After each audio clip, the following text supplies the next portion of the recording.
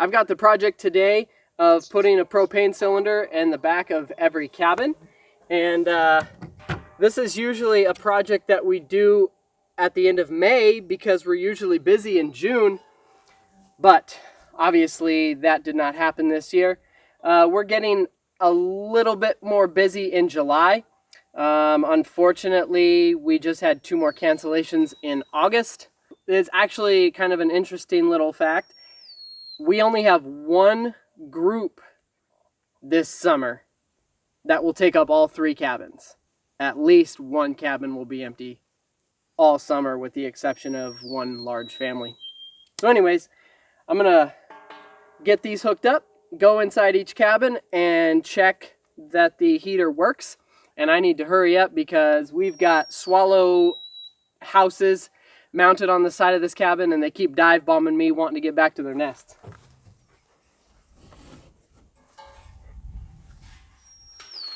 Ah, man, these things weigh 165 to 170 pounds when they're full, depending on who fills them.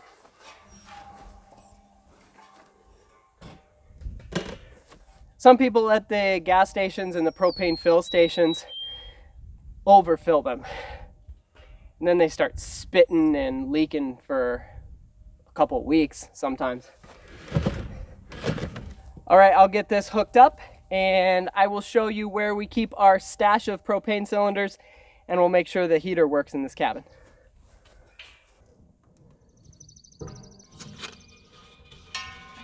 All right, so I've been holding down the little knob for about a minute. I could hear air starting to come through the line, but now I can finally smell the propane. So it should be good to go. I don't know if you can see that little blue light, but we are good. So another successful year of hooking up propane cylinders. Yes, such a huge accomplishment. Let go of it and it stays lit by itself. Check, project off my list. All right, so we're way out here in the backyard because I'm going to show you behind the tractor shed. The brown tarp that always hangs right here just covers our tractor. We hardly ever use it. Last time we used it was in 2017. We used it as we used the bucket as scaffolding so Joe could finish building his cabin. But back behind the tractor shed is where we store all of our propane cylinders. So we haul in about 400 gallons of propane every winter. We used to do it throughout the summer and throughout the year, loading 1 propane or 2 or 3 onto a float plane. And it's just a nightmare trying to get a 170-pound tank with 2 people, trying to balance on the float of an airplane. So we just decided to try and do most of that in the winter.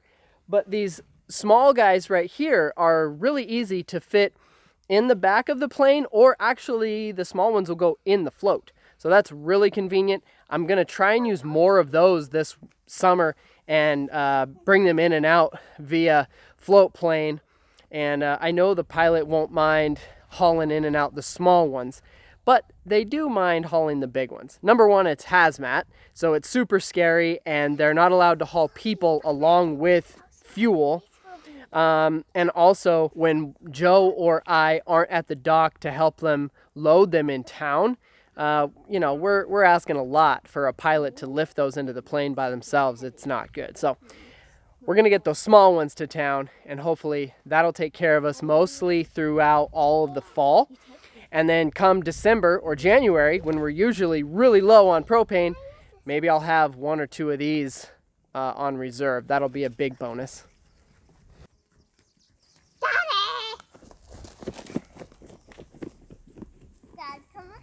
Ginormous. You missed it. You missed your opportunity. So I just came out this evening to give Howie his dinner, and I noticed something up on the hillside. That is a pretty good sized leak in our spring line. So we'll go see if it's just another rupture or if there's actually bite marks this time. And as we pull away from the spotting scope, you can actually see it up there on the hillside there. So we're gonna go check it out, see if it's a false alarm again. I'll approach this with the camera so we see what it is together. All right, here we are.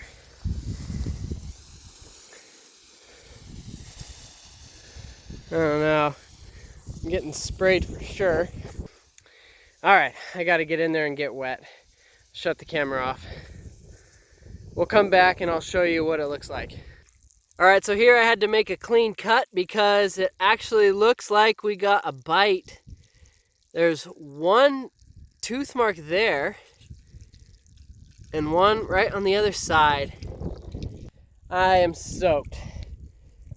My shirt's soaked. My face is soaked. Oh well. All right, so here's what I got to do. Got to get a couple of these hose clamps, I guess, what they're called, and a new junction, and just create a new seal that way, because I am nowhere close to a junction here, right where the animal bit it. It's super small teeth marks, so I don't think it was a bear. Probably a porcupine, I guess. It's the only other thing around here that has an attitude tripping over these things. So anyways, let me get this installed and I'll show you the finished product. So there's the finished product. I cut out a section about 2 inches long. It's got the bite mark in it. And so that is sealed up really tight. Unfortunately, we had to settle for some of these little joint connectors that were a different brand than the pipe itself. So they're just like millimeters off in dimensions, which causes little leaks. So I take the connector and I wrap electrical tape in there, just about 2 complete wraps of electrical tape, and that's a really tight connection now. So good to go. Porcupines have such a low center of gravity that I suppose they always get grumpy when they trip over this thing. To be honest, I'm glad it's not a bear. We do have that bear in the area. I don't know how much he's frequenting the area. The other thing that happens quite often is a moose will just kick it with her hoof and it kinks really bad, and that'll cause a crack. So I assumed it was one of the 3. Those are always the culprits: a bear, a porcupine, or a moose. So there you go. What do we, boom, right there. Losing some water pressure because of that bad boy. You're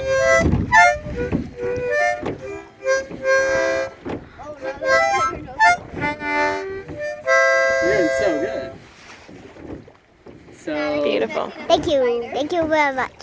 Thank you. So we decided to go out fishing today.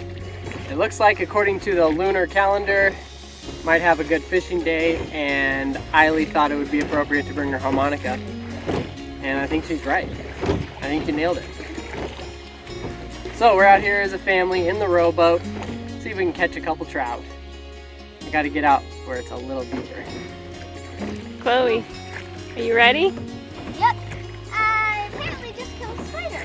Oh, we even brought the sea dog, Pippin. Captain Pippin.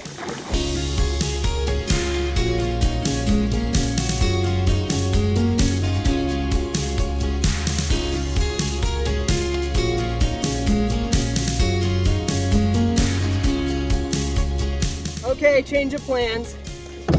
This little pocket where the oar rests broke.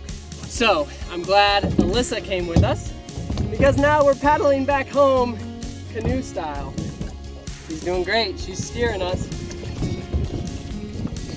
Did not work out how we wanted, but No, the fishing trip is over until I get this fixed. All right, that's it. Just wanted to show a quick update. All right, so we're back at the dock. The girls have their poles in the water, as you can see. But it's lunchtime, so we got some bobbers out there while we snack on some lunch wraps. I cannot believe the leaf kicked out when I picked up. Whoa, whoa, whoa, whoa, whoa, whoa, whoa.